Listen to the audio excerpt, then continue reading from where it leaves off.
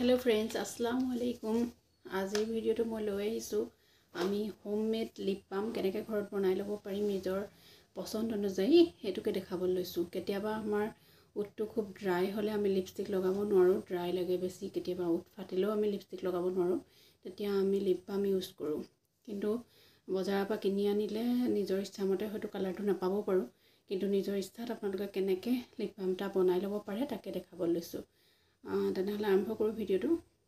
প্ৰথমে মই উঠত অকমান লিপষ্টিক লগাই থৈছো, সেইখিনি আগে সাফা কৰি লওঁ, তাৰপৰা মই আপোনালোকক দেখাম।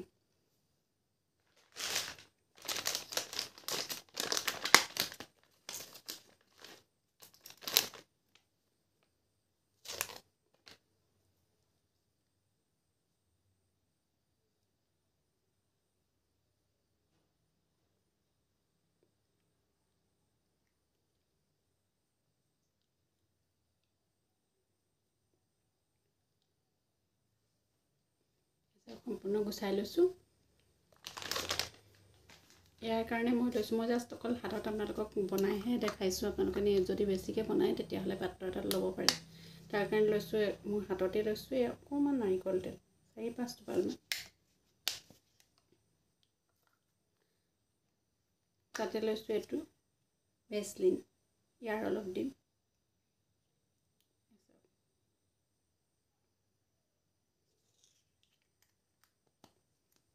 আৰু তাতে আপোনালোকে নিজৰ পছন্দৰ কালাৰৰ লিপষ্টিক, যিটো কালাৰ আপোনালোকৰ পছন্দ হয় সেইটো ল'ব। মই লৈছো এইটো। এই লিপষ্টিকটো মানে মোৰ অলপ পৰি ভাঙিলে, সেইকাৰণে মই এইটোৱে ইউজ কৰিছো। অলপ ৰেড টাইপৰ হ'ব।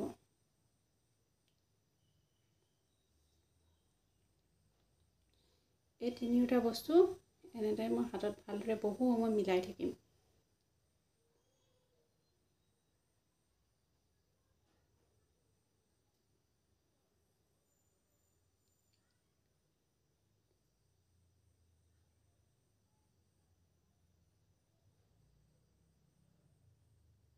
একেবাৰে গোটেইখিনি যেতিয়া মিলি যাব তেতিয়া আমাৰ বস্তুটো ৰেডি হৈ যাব।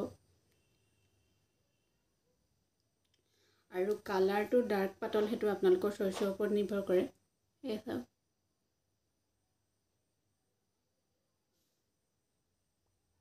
এনেকৈ লগালে খুব বেছি তেতিয়া ড্ৰাইনেছটো নাইকিয়া হৈ যায় আমাৰ, আৰু খুব কোমল লাগিছে, আৰু উঠটো তেতিয়া দেখিবলৈও ভাল লাগে। আৰু এইটো পাতল হৈছে কাৰণ মই খুব কম পৰিমাণত লিপষ্টিকটো দিছোঁ। আপোনালোকে যদি বিচাৰে ইয়াতকৈ ডাৰ্ক কৰিম বুলি তেতিয়াহ'লে আপোনালোকে ডাৰ্কো কৰিব পাৰিব। মই আৰু অকণমান দি দেখাইছোঁ।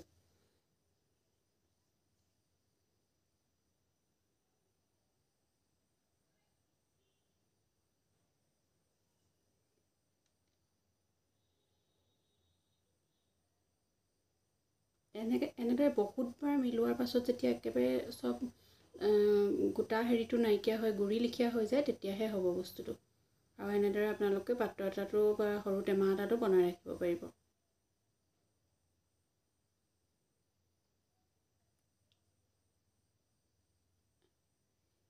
এইটো চাওক অলপ ডাৰ্ক হৈ গ'ল, কিন্তু লিপ বামটো অলপ পাতলকৈ ভাল লাগে।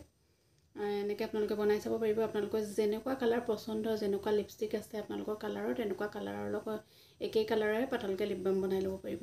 যদি ভিডিঅ'টো ভাল লাগিলে লাইক কৰিব, শ্বেয়াৰ কৰিব, ছাবস্ক্ৰাইব কৰিব। ধন্যবাদ।